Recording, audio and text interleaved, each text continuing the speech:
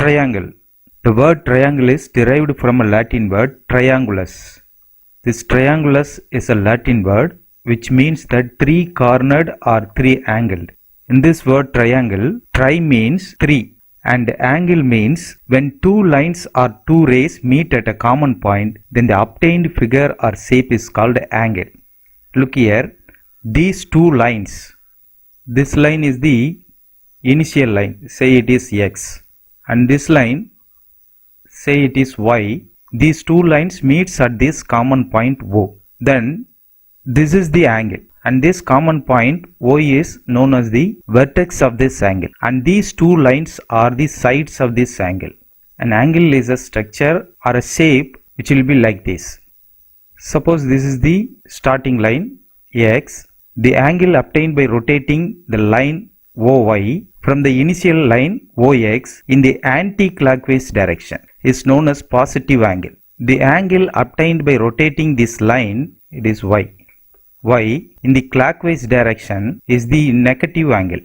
The triangle means that three-angled polygon or three-angled plane or two-dimensional shape obtained by using three straight lines.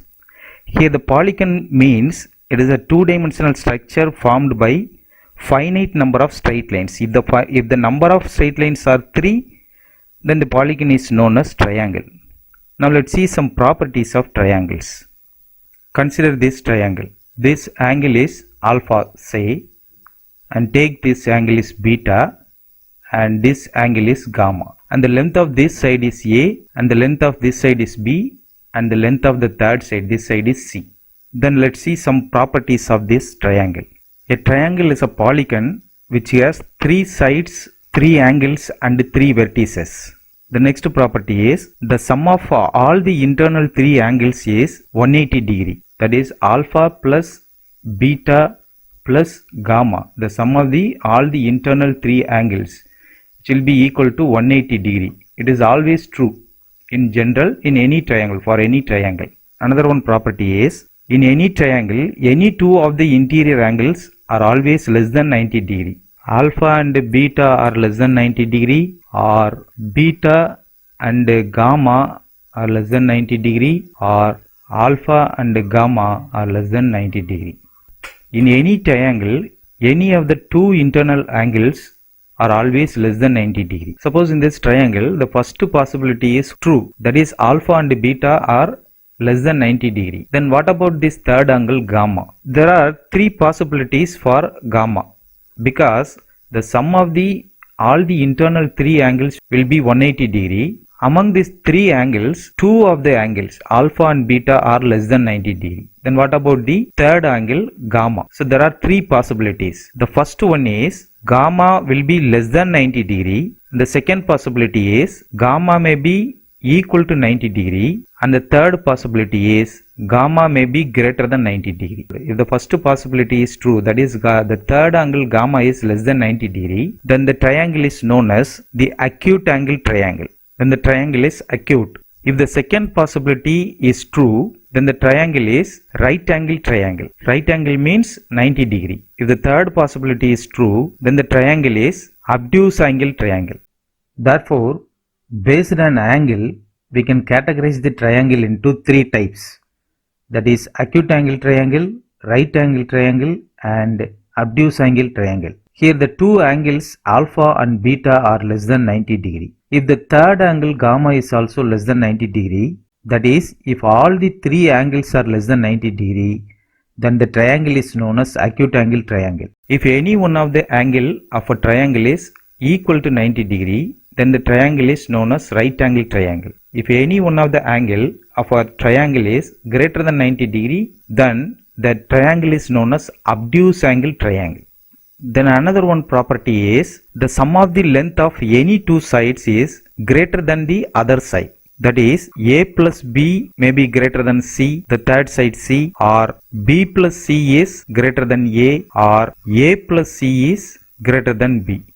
So there are three possibilities. But in any way, in any triangle, the sum of the any two sides will be greater than the other side. On the other hand, the difference between any two sides will be lesser than the other side. That is, A minus B may be less than C, or B minus C may be less than A, or A minus C may be less than B. This is also true in any triangle. The sum of the any two sides will be greater than the third side. On the other hand, the difference between any two sides will be lesser than the other side. So this is one of the property of a triangle. When comparing the sides of a triangle, there will also be three possibilities. The first possibility is all the sides of a triangle may be equal. If it is so, then the triangle is known as equilateral triangle. Suppose any two of the sides of a triangle are equal, A equal to B but not equal to C, or B equal to C but not equal to A, or A equal to C but not equal to B. If the length of the sides of the triangle is like this, that is any two sides of a triangle are equal, then the triangle is known as isosceles triangle. Suppose the length of all the three sides are not equal, then in this case the triangle is known as scalene triangle. So therefore, based on the angle, we can categorize a triangle into three types, and also based on the length of the sides of a triangle, we can categorize into three types. Therefore, based on angle, we can categorize a triangle into acute angle triangle, right angle triangle, and obtuse angle triangle. And also based on the length of the sides, we can categorize the triangle into equilateral triangle, isosceles triangle, and scalene triangle. Now the area of the triangle. The area of the triangle is half times base into height. Look here, this side is the base of a triangle and this is the height of the triangle. Therefore, the area of a triangle is half times base into height. If the sides of a triangle are known, then the perimeter of a triangle is the sum of the length of all the three sides, that is A plus B plus C. And also, if all the three sides of a triangle are known, then we can find the area of a triangle using this expression. Area is square root of S into S minus A, S minus B, S minus C. Here S is equal to half times the perimeter, that is half times A plus B plus C. If all the three sides are known, we can use this expression to find the area of a triangle. Therefore, we have two formulae to find out the area of a triangle. The first formula is applied only when we know the values of base and height. If the length of all these three sides are known, then we can apply the second formula. Thanks for watching this video.